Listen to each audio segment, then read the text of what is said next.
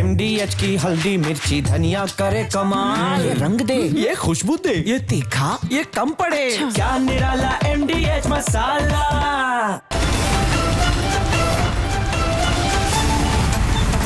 नमस्कार दर्शकों, मैं हूं आपके साथ प्रियंका शर्मा। रात के 8 बज चुके हैं। रिपब्लिक भारत में वक्त हो चुका है पूछता है भारत ग्राउंड जीरो का।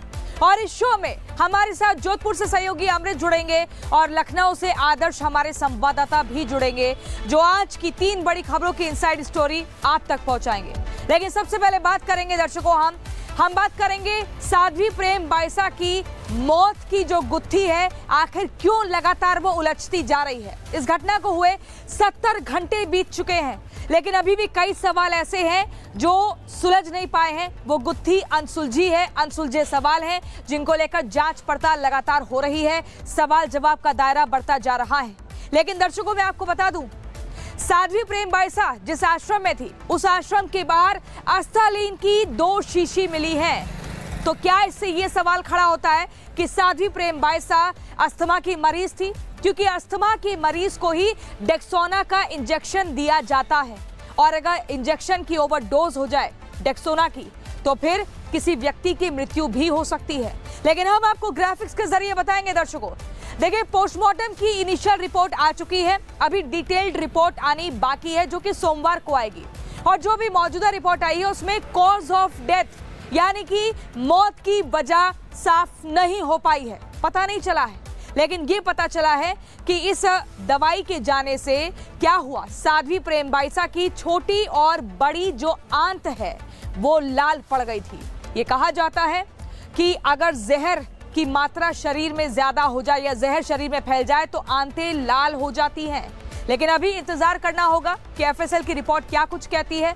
उसके बाद एक एक पिक्चर क्लियर हो जाएगी, परत दर परत इस मामले में खुलेगी और ये पता चलेगा कि आखिर असली गुनहगार कौन है और इस मौत की वजह क्या है।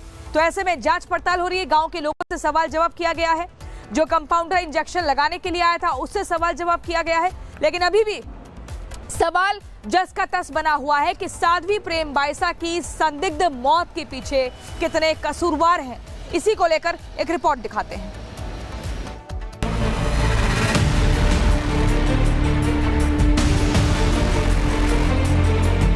वो आया और आने के बाद में 30 सेकंड में ही उसने इंजेक्शन दिया, उनकी हालत खराब हो गई। ऐसा हो ही नहीं सकता। वो कैसे हुआ कि साहब इंजेक्शन दिया था बुला के, इनकी तबीयत खराब हुई और 5 मिनट में डेथ हो गई। वो साध्वी जिसे आधुनिक युग की मीरा कहा गया, वो साध्वी जो बचपन से ही श्री कृष्ण की भक्ति में लीन रही, वो साध्वी जिसकी आवाज हजारों लोगों को भावुक कर देती थी। कबीर सुनो भाई साधो पहचान तो मजदार। उस साध्वी प्रेम बाइसा की मौत देश का सबसे बड़ा रहस्य बन जाएगी, कोई नहीं जानता था। हरी उम्र पवने जो जाए सुन ले साजनिया।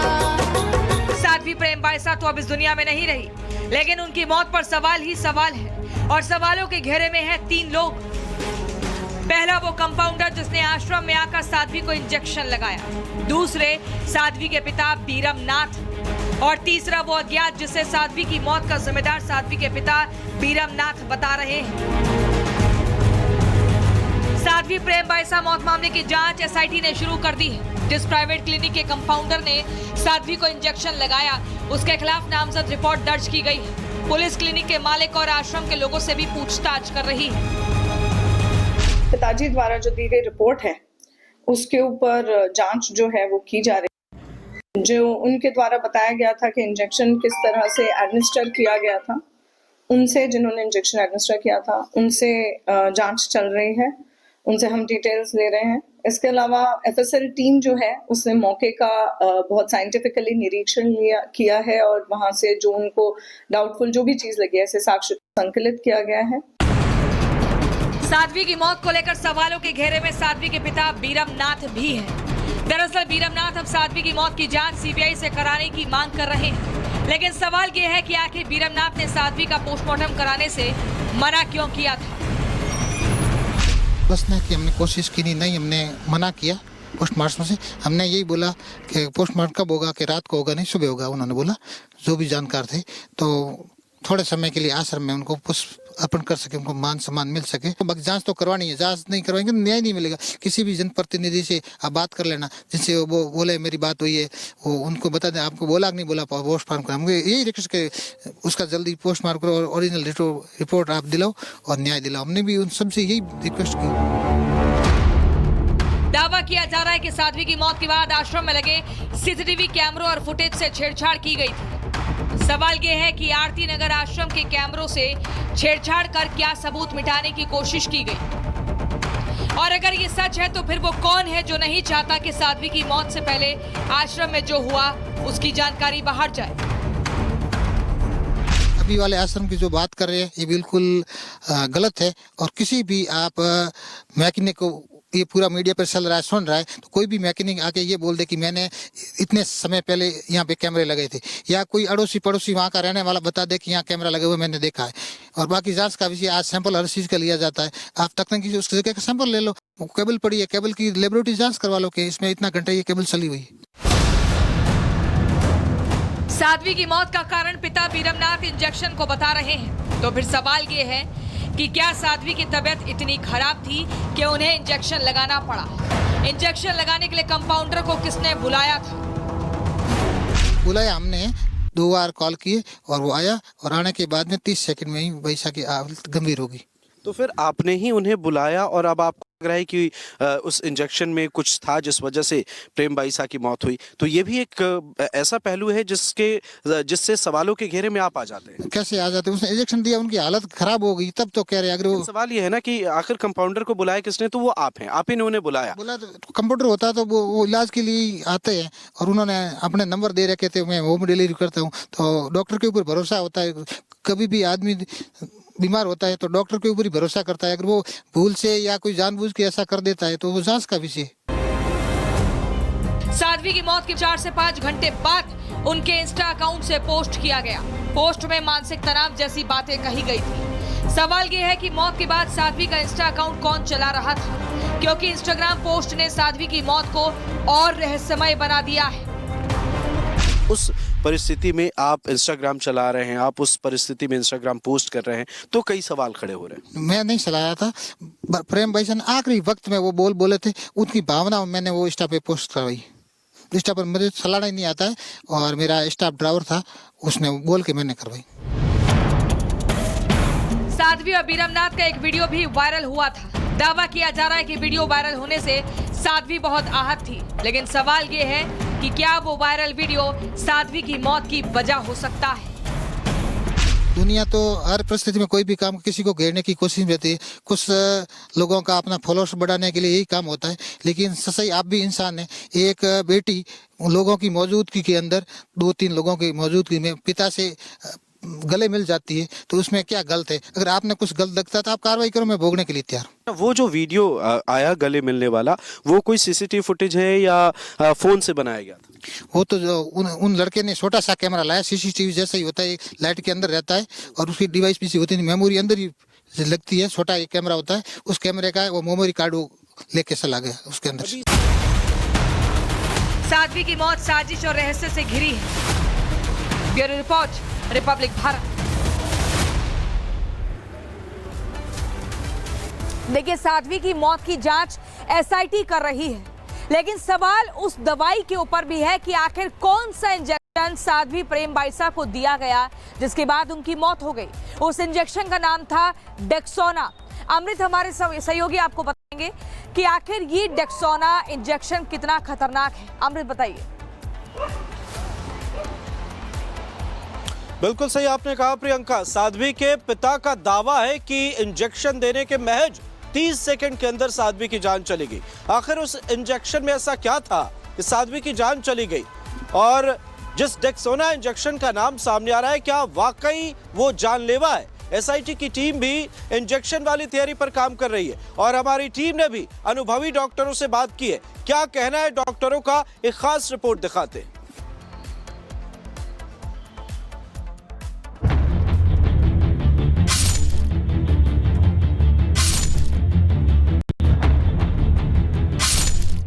साध्वी प्रेम बाइसा की मौत नेचुरल है या फिर कोई बड़ी साजिश, ये तो जांच के बाद ही पता चलेगा। लेकिन साध्वी की मौत के बाद जिस इंजेक्शन की सबसे ज्यादा चर्चा हो रही है उसका नाम है डेक्सोना। साध्वी के पिता का भी दावा है कि साध्वी को इंजेक्शन दिया गया और महज 30 सेकंड में साध्वी की मौत हो गई। वो आया और आने के बाद में 30 सेकंड में ही बाइसा की हालत गंभीर हो गई। उसने इंजेक्शन दिया, उनकी हालत खराब हो गई। साध्वी की मौत के बाद बनाई गई एसआईटी की जांच भी इंजेक्शन के इर्द गिर्द ही घूम रही है। एसआईटी पता लगाएगी कि क्या साध्वी को ये इंजेक्शन पहले भी दिया जाता था, क्या कंपाउंडर ने साध्वी को इंजेक्शन का ओवरडोज दिया था, क्या साध्वी को कोई एलर्जी थी, क्या इंजेक्शन देने वाला कंपाउंडर क्वालिफाइड था, और सबसे बड़ा सवाल तो ये है कि क्या डेक्सोना इंजेक्शन जानलेवा भी साबित हो सकता है। पूरा देश यही जानना चाहता है कि क्या वाकई साध्वी की जान एक गलत इंजेक्शन ने ले ली। इसलिए रिपब्लिक भारत ने एक्सपर्ट डॉक्टर से इस मुद्दे पर खास बात कर मामले की तह तक जाने की कोशिश की है।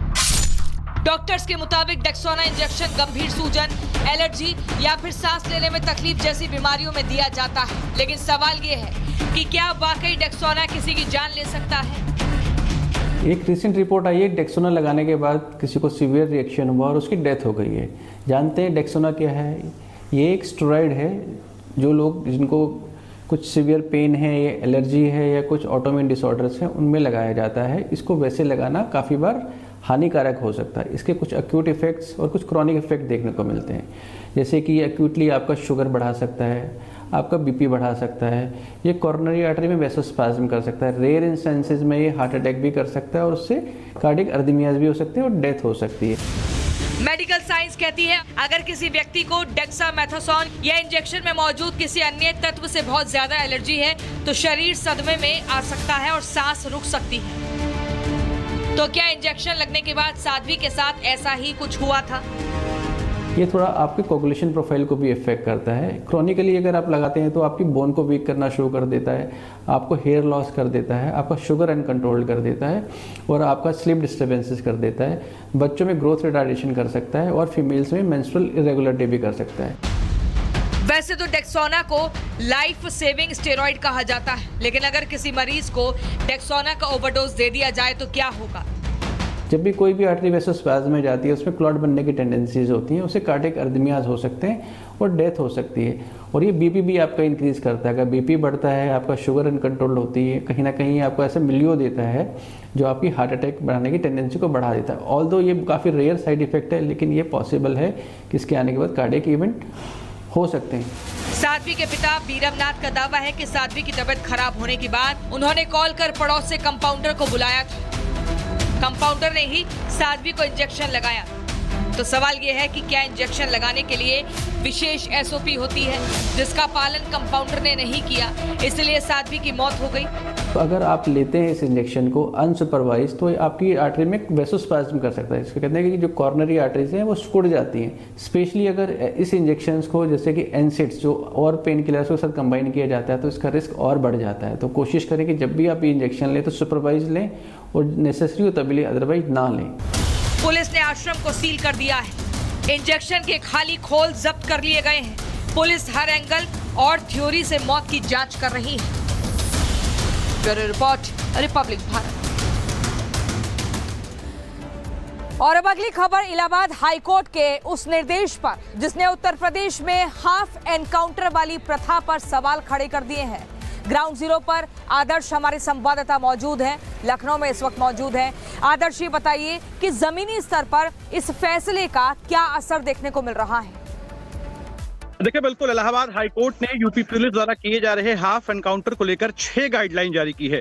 कोर्ट ने इसी के साथ ही यूपी पुलिस की कार्यशैली पर भी सख्त टिप्पणी की है। कोर्ट ने यह भी कहा है कि हाफ एनकाउंटर जैसी चीजें स्वीकार नहीं है।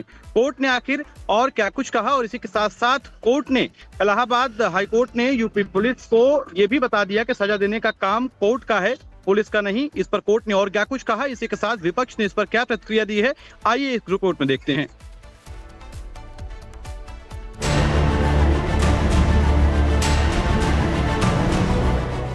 चलती हुई किसी बेटी के साथ अगर किसी ने छेड़छाड़ किया तो अगले चौराहे पर उस सोहदे का इंतजार यमराज कर रहा होगा।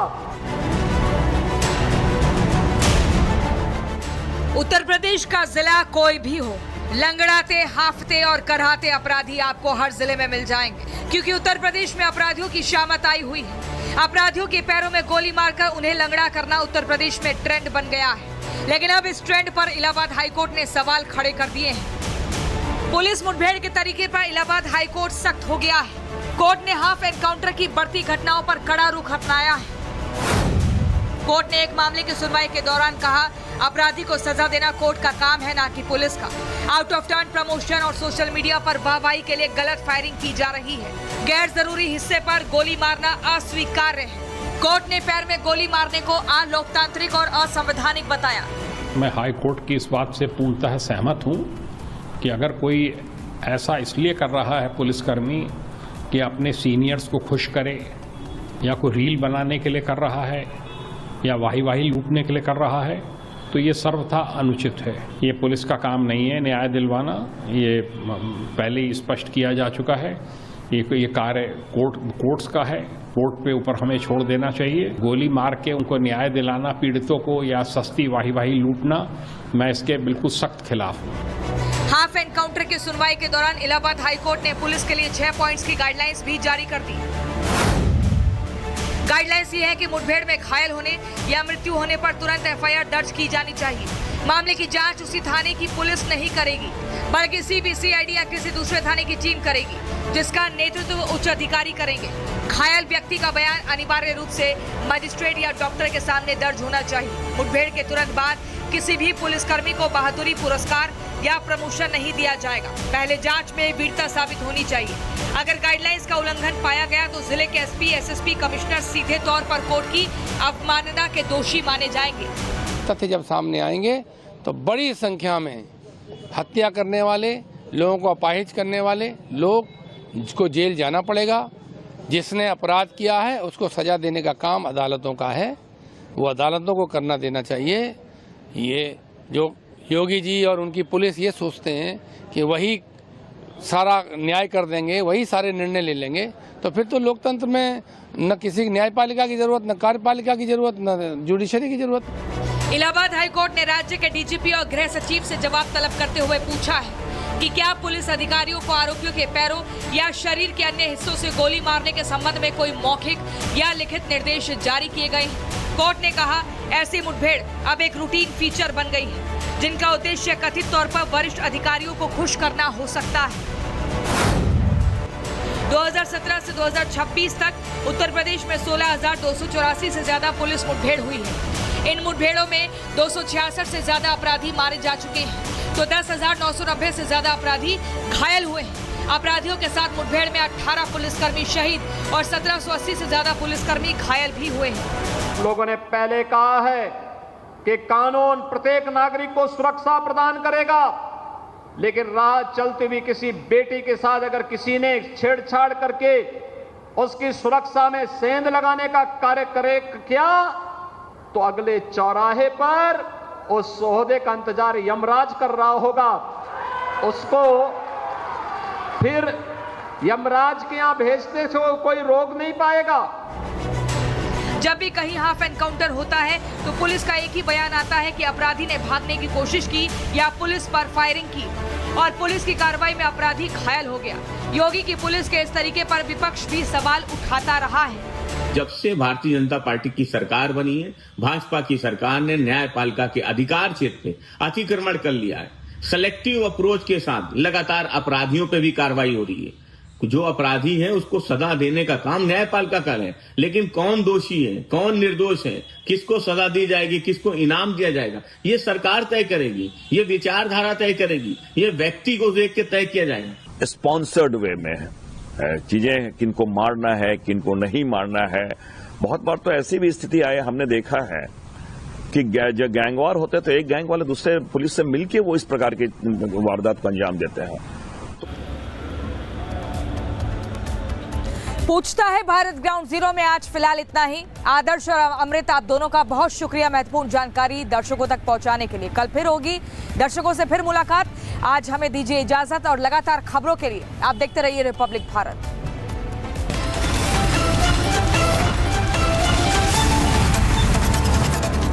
अब अब आया असली स्वाद। अब आया स्वाद। जब स्वाद के पड़े हो लाले तो MDH का चंकी चाट मसाला डालें। MDH का चंकी चाट मसाला।